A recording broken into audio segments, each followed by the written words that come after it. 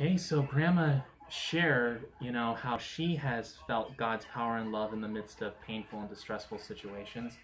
Um, or did I say distressful? I meant distressing. Um, for me, in a manner of speaking, I'm still kind of experiencing these things myself, but I guess that makes me no different than everyone who's in the Bible who went through their distressful situations. There are things that I deal with, personal things like, anything that has to do with, I'm a man and I have quote unquote hormones. I hate to say that in front of my grandmother. And, you know, and even though I'm in a relationship with somebody, we're still thousands of miles away from each other, and we're both under less than ideal financial circumstances, so we can't really be with each other.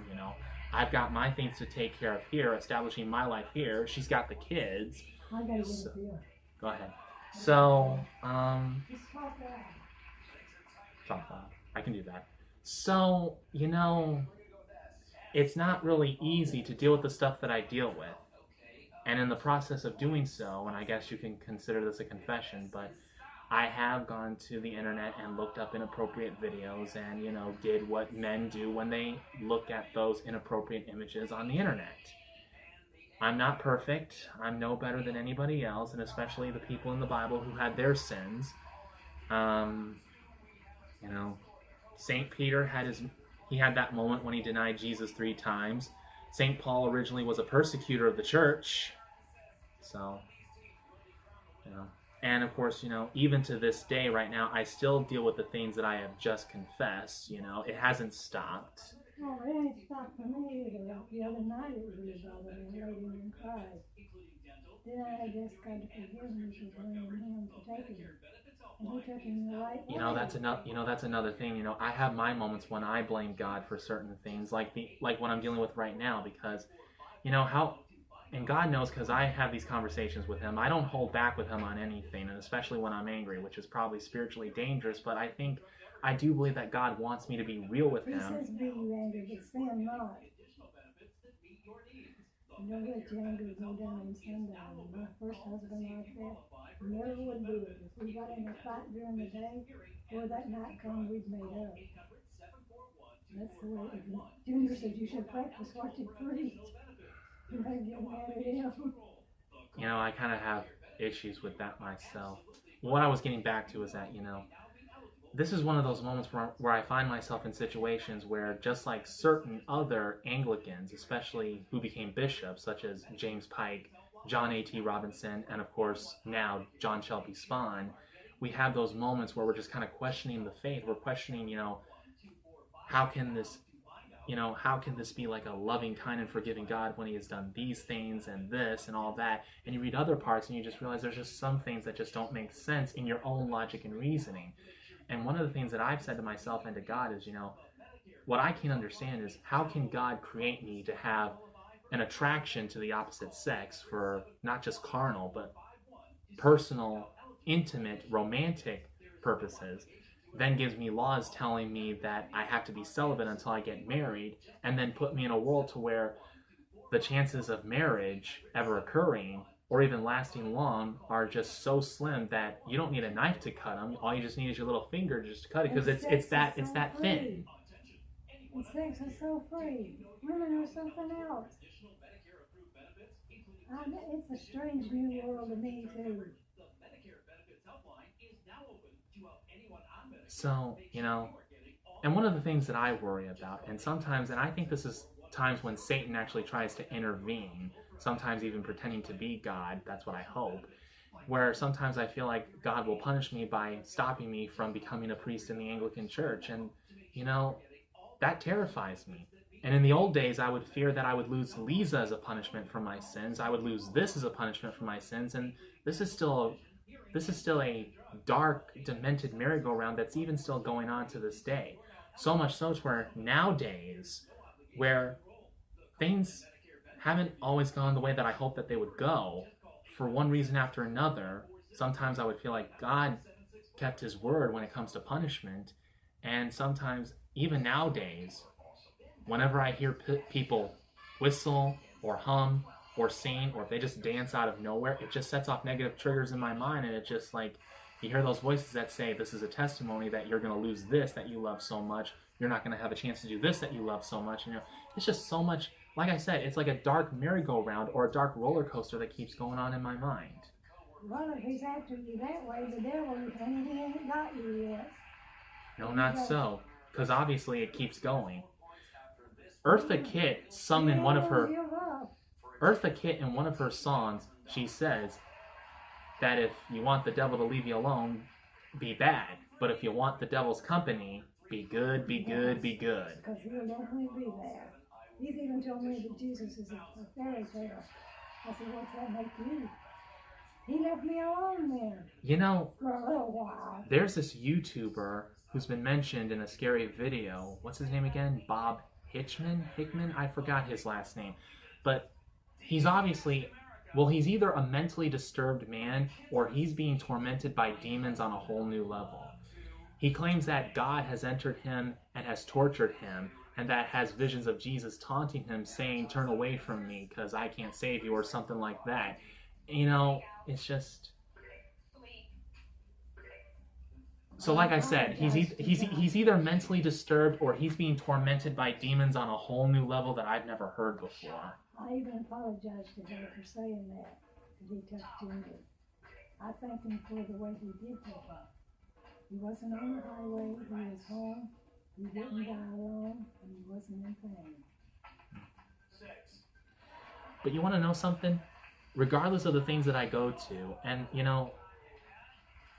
I wouldn't say that my faith has weakened, but I've had my moments where I've been in doubt, still in doubt today. All of us do that. Well, the thing is that, sometimes I'll sit in the truck, like in the parking lot to the Popeyes restaurant, as I'm considering all of this, like I've had a bad day at work, and I'm just all this stuff is going through my mind. I'm pretty sure people, because I'm still going to pursue the Anglican priesthood no matter what. I have that set. I'm going to do it no matter what. I'm getting ahead of myself. But, I'm pretty sure that every now and then, and maybe even some of my church pastors, my priests and my bishops, they may come to me and they may ask me, well, if you're going through all of this, then why are you still pursuing the priesthood anyway?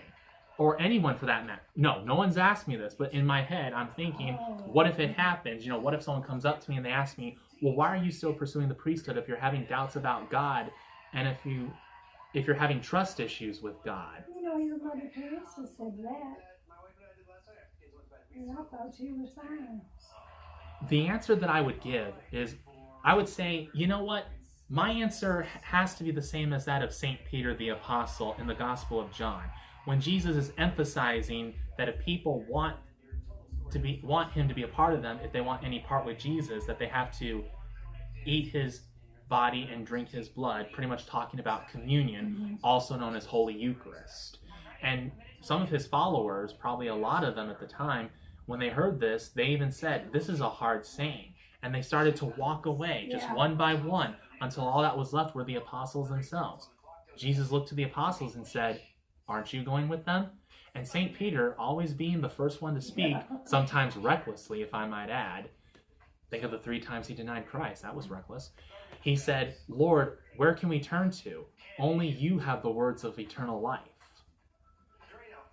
And it's pretty much the same, it's the same thing with me. Even if I don't trust God sometimes for one reason after another and I have my doubts, I can't think of any other way in life to live. And especially, with the career that I want to pursue, being a priest in the Anglican Church, I can't see myself doing anything else, I can't see myself being a football coach. I can't see myself being a fast food manager. I can't see myself being a NASA scientist. Maybe I could see myself being president of the United States, but seeing what Donald Trump's been going through, I'm thinking about passing. But the point I'm trying to make is that, when it comes to what I really want to do with the rest of my life, I can't see myself doing anything else but being a priest in the Anglican Church, and God be willing, becoming a bishop, maybe even an archbishop like Archbishop Desmond Tutu, or Lord George Carey, who was the Archbishop of Canterbury when I was born and growing up in the 90s. So, so no matter what is going on with me right now, no matter what fears and doubts that I have every intention in my heart and in my mind to keep pursuing the Anglican priesthood, to finish up trying to get my education with Liberty University and get that bachelor's degree, and eventually go to an Anglican seminary. One Anglican seminary that I got my mind set on right now is Trinity School for Ministry, which is in Ambridge, Pennsylvania. So I would only have to take 2 consecutive courses in Ambridge. So that would be like maybe summer semester, fall semester, or fall semester, spring semester. Either way, it would have to be 2 consecutive terms. But all the rest, I could take them online. But anyway, it's one that I have my mind set on. But the point is that what I'm trying to make is that no matter what's going on in my life, I have every intention to be a priest in the Anglican Church. I've been on this journey most of my adult life so far, you know? And I've been on a long, extensive journey entering the Anglican arena, as I call it, you know, meeting Anglican priests and bishops and, you know, just meeting interesting people. And it's just like, you know, I've gone through so much on this journey so far that I would think, you know, if somehow it didn't work out, it would be like everything I did was in vain and that everything I did was a waste of time. How do you want you to think that? You know, who wants you to think that? Satan. That's right. But like I said, no matter what, you know, this is how I'm fighting Satan right now, is still pursuing the path that I want to go down.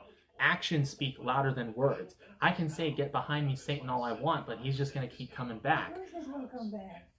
The best thing I can do for myself is just keep going. Keep going forward. Don't give up. Don't turn back. Jesus for a season, but he said for a season.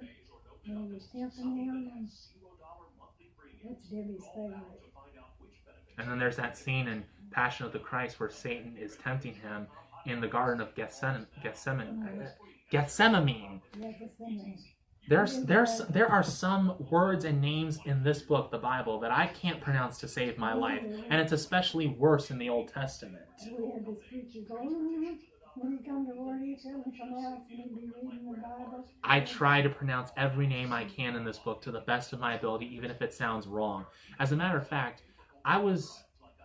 one of the things I do, I am somewhat of a lay minister in the church right now. What I do is I read portions of the Bible and help with the communion, you know, give them the elements, the wafers and the cup and the wine and the water.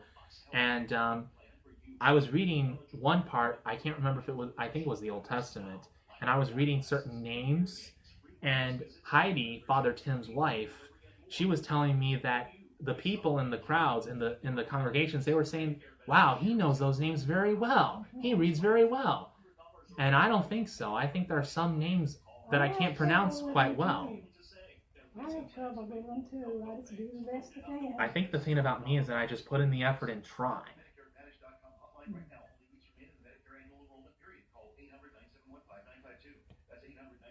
So anyway, no matter what goes on in my head, I'm going to keep pursuing my education. I'm going to finish up at Liberty University, get that bachelor's degree, and whether if it's Trinity School for Ministry or if it's some other Anglican seminary, I'm going to an Anglican seminary and I'm going to get that master's degree in divinity.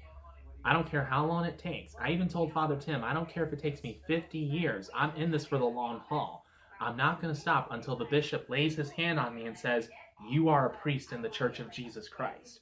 Until that day comes, I'm not stopping. So, there's that. So like I said, I'm still going through the shadows and the forest of doubt and distrust and questioning certain things, but I do have faith in my heart that things will be okay eventually, as long as I just keep pursuing the path that I'm pursuing. I do have hope deep down underneath the pain, the resentment. I wouldn't say grudges, because that would just make me sound like a bad person, I think. You know, underneath everything, there is hope in here, and I'm not giving up. Oh, good. Just hang on to that. And I'm going to. You know, even if I may never become a bishop, you know, the least that I ask for is to be an assistant priest, like an assistant pastor in a church.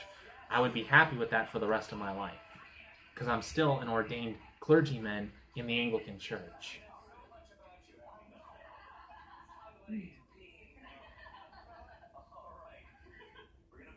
So, to answer that question, how have you experienced God's power and love in the midst of painful or distressing situations? I guess I pretty much answered that question in this long, extensive video. Another thing is that, sometimes I think about the sins that I've committed, like I mentioned, looking at those inappropriate images, and doing what men do when they look at that stuff. One of the things, and even dad has said this, my father has said this before, you're never going to stop. It's just one of those things, it's just, how many more times am I going to keep doing the same thing in life?